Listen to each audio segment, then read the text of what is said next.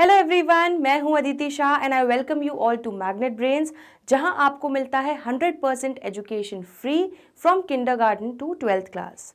तो आज हम करने वाले हैं क्लास 12th अकाउंट्स का chapter number 10 issue of debentures, और हम डिस्कस करने वाले हैं ऑब्जेक्टिव टाइप क्वेश्चंस के अंडर ट्रू और फॉल्स। ठीक है, तो क्वेश्चन नंबर 1 देखने जा रहे हैं। State whether the following statements are true और फॉल्स। इसमें फर्स्ट स्टेटमेंट है debenture is an evidence of companies borrowing. तो डिबेंचर क्या होता है? एक एविडेंस होता है, एक सबूत होता है कि कंपनी ने बोरोइंग ली है। तो बिल्कुल ट्रू स्टेटमेंट है ये।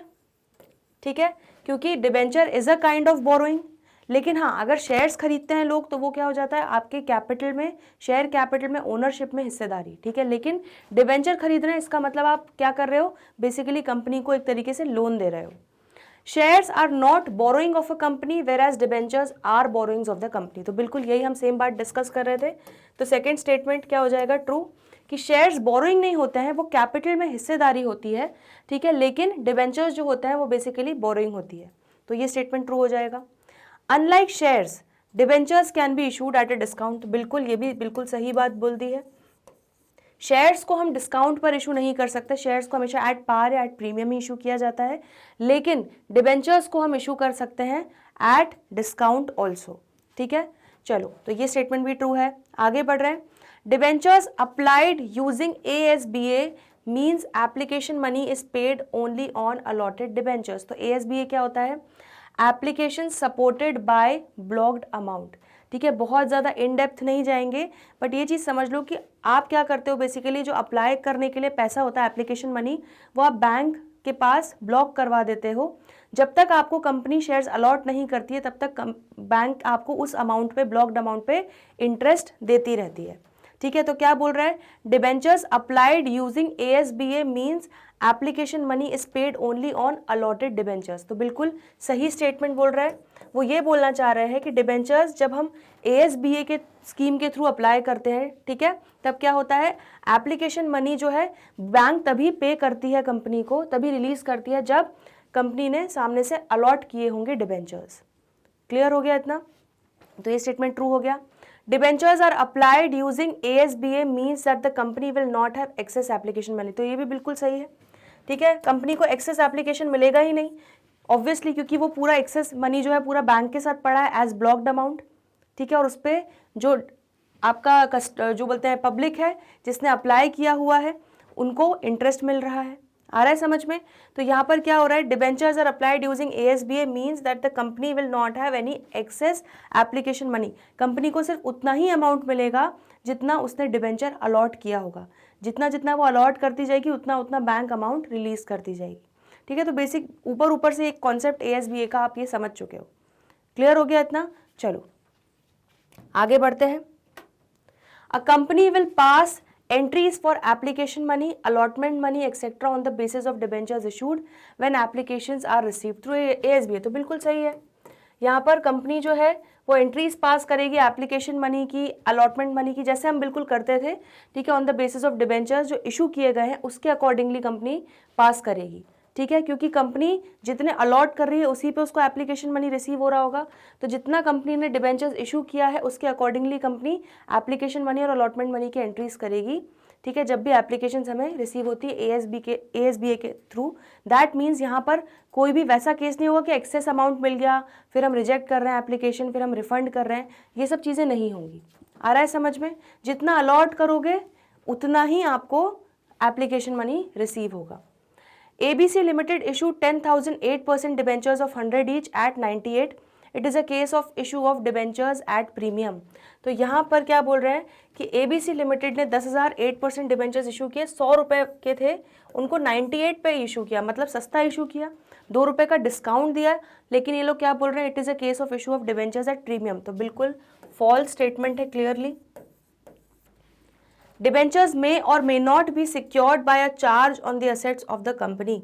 तो क्या बोल रहे हैं? डिबेंचर्स को हम सिक्योर भी कर सकते हैं, ठीक है, बाय क्रिएटिंग अ चार्ज। उनको हम क्या बोल देते हैं? Secured debentures. और डिबेंचर्स जिन पे कोई चार्ज नहीं क्रिएट किया उनको क्या बोलते हैं? Unsecured debenture. तो बिल्कुल दोनों प्रकार के डिबेंचर्स जो हैं एग्जिस्ट करते हैं। तो ये स्टेटमेंट क्या हो जाएगा आपका? ट्रू।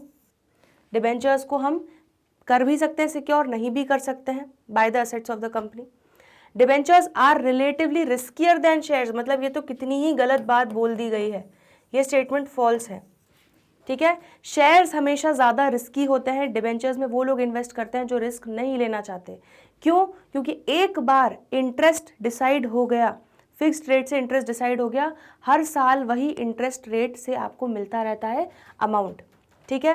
भले ही कंपनी लॉस में जा रही है, मतलब नहीं है, कंपनी तब भी आपको हर बार फिक्स्ड रेट जो डिसाइड हुआ है उससे इंटरेस्ट ऑन डिबेंचर्स देती रहेगी। लेकिन शेयर्स के केस में ऐसा नहीं होता, जब प्रॉफिट होता है तभी आपको डिविडेंड मिलता है, ठीक है, क्योंकि एक तरीके से आप ओनरशिप लेकर बैठे हुए हो, तो यहाँ पर ओनर्स वाला रिस्क आ जाता है जब आप शेयर्स के केस में बात करते हो। बट डिबेंचर्स बिल्कुल लोन की तरह है, जैसे बैंक को हर बार लोन देना ही पड़ेगा, लोन रीपे करना पड़ेगा, उस पर इंटरेस्ट हमें देना पड़ेगा। सिमिलरली डिबेंचर होल्डर्स को भी हमें क्या करना पड़ेगा, इंटरेस्ट हर साल देते रहना पड़ेगा। क्लियर हो गया? तो ये क्या स्टेटमेंट हो गया आपका? False. Interest is not payable on debentures issued as collateral security, तो बिल्कुल सही स्टेटमेंट है ये। जब भी डिबेंचर्स को एज कोलैटरल सिक्योरिटी इशू करते हैं तो उस पर इंटरेस्ट पेबल नहीं होता। क्लियर हो गए ये स्टेटमेंट्स? चलो आगे बढ़ रहे हैं। Debentures are normally shown as long term borrowings under non current liabilities, तो बिल्कुल ये स्टेटमेंट आपका क्या है? ट्रू है। डिबेंचर्स को हम नॉर्मली लॉन्ग टर्म बोरोइंग्स की तरह क्यों दिखाते हैं? क्योंकि जनरली उसको हम 12 मंथ से ज़्यादा के लिए इशू करते हैं, ठीक है। 1 साल से ज़्यादा के लिए जब भी डिबेंचर्स इशू करते हैं उनको हम जनरली लॉन्ग टर्म बोरोइंग्स की तरह ही दिखाते हैं, ठीक है। Debentures out of long term borrowings that are due for redemption within 12 months from the date of balance sheet are shown as short term borrowings, तो ये स्टेटमेंट बिल्कुल गलत है। तो बेसिकली क्या होता है, जब भी डिबेंचर्स जो है हमने 12 महीने से ज़्यादा के लिए इशू किए गए हैं, सपोज हमने 5 ईयर्स के लिए इशू किया है,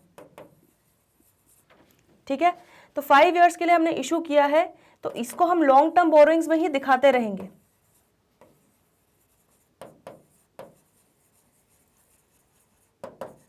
लेकिन जैसे ही चौथे साल का एंड आएगा, ठीक है, जैसे ही 5th ईयर स्टार्ट होगा, मतलब ये आपका फर्स्ट ईयर का एंड हो गया, ये सेकंड, ये थर्ड, ये फोर्थ, तो जैसे ये 4th ईयर के एंड पर आ जाओगे और आपका 5th ईयर जो लास्ट ईयर है रिडेम्पशन वाला, ठीक है, इसके बाद आपका 5th ईयर के एंड पे आप क्या करने वाले हो? रिडीम करने वाले हो डिबेंचर्स। तो इसीलिए ये 1 साल जो है ये आपका ऑपरेटिंग साइकिल का पार्ट बन जाता है। इसीलिए हम क्या करते हैं, ये लॉन्ग टर्म बोरोइंग्स जो है इसको हम शॉर्ट टर्म बोरोइंग्स नहीं दिखाते हैं, ठीक है, ये चीज़ समझने की कोशिश करो। ये कॉन्सेप्ट सही है, लेकिन उसको हम शॉर्ट टर्म बोरोइंग्स नहीं दिखाते हैं, इसको हम दिखाते हैं बैलेंस शीट में करंट लाइबिलिटीज के अंडर। क्यों? Current liabilities non current liabilities में जनरल दिखाते थे, लेकिन अब इसको हम कहाँ दिखाने लगेंगे? करंट लाइबिलिटीज में। एज शॉर्ट टर्म बोरोइंग नहीं दिखाएंगे, क्योंकि इशू तो लंबे समय के लिए ही की गई थी। शॉर्ट टर्म बोरोइंग वो होता है जिसको सिर्फ 12 महीने के लिए इशू किया गया है, ठीक है, तो इसमें कंफ्यूज नहीं होना। उसको हम दिखाएंगे करंट लाइबिलिटीज के अंडर एज करंट मैच्योरिटी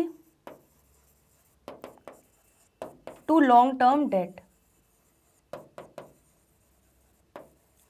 ठीक है।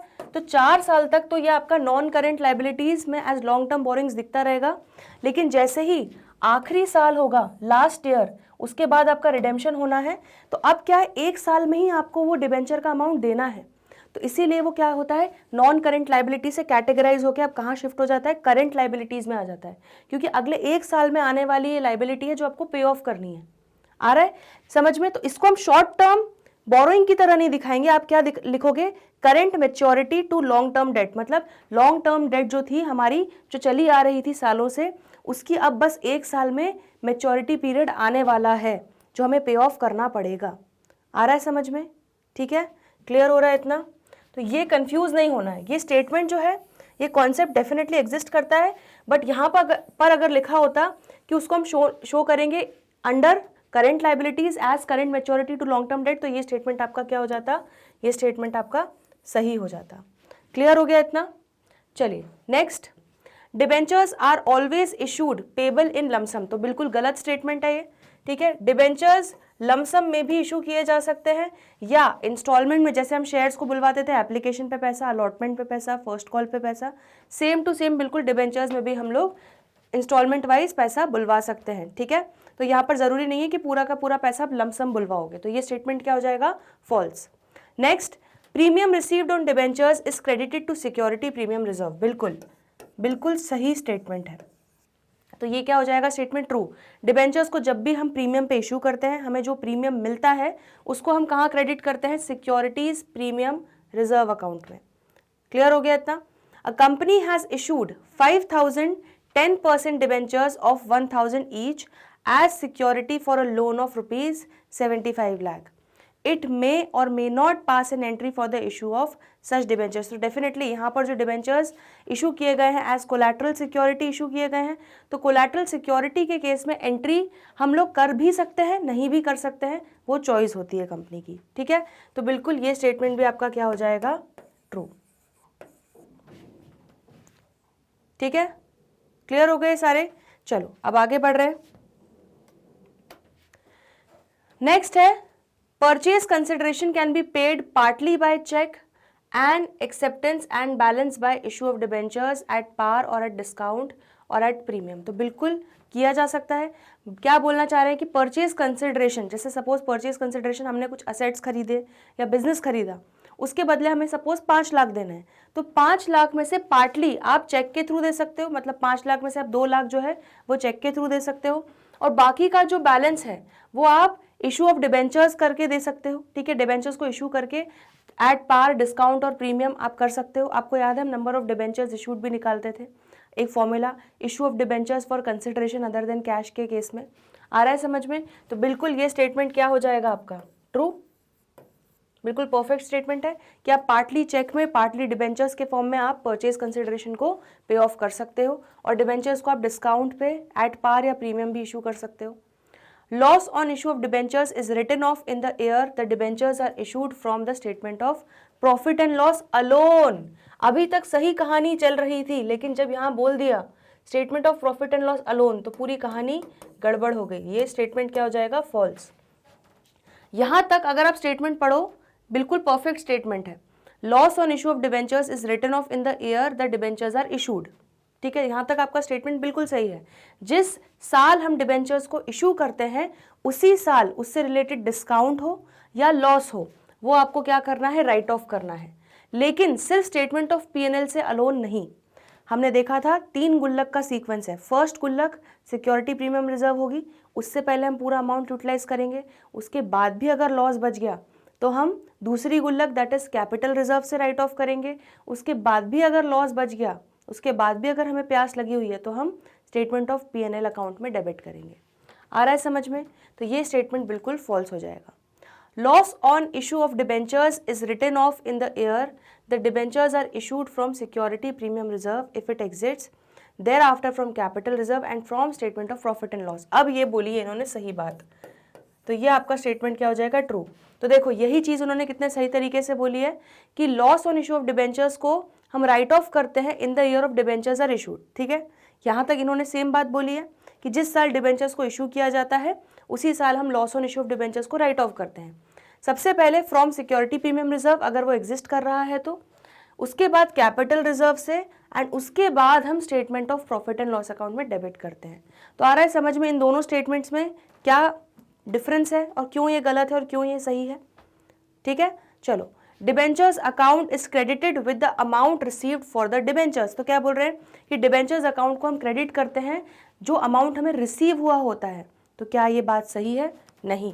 अगर डिस्काउंट पे इशू हुआ है तो आपको डिस्काउंटेड अमाउंट रिसीव हुआ है। ठीक है, तो ये बिल्कुल गलत बात बोल रहे हैं, क्योंकि हमेशा डिबेंचर अकाउंट जो है वो क्रेडिट होता है nominal value that is face value से।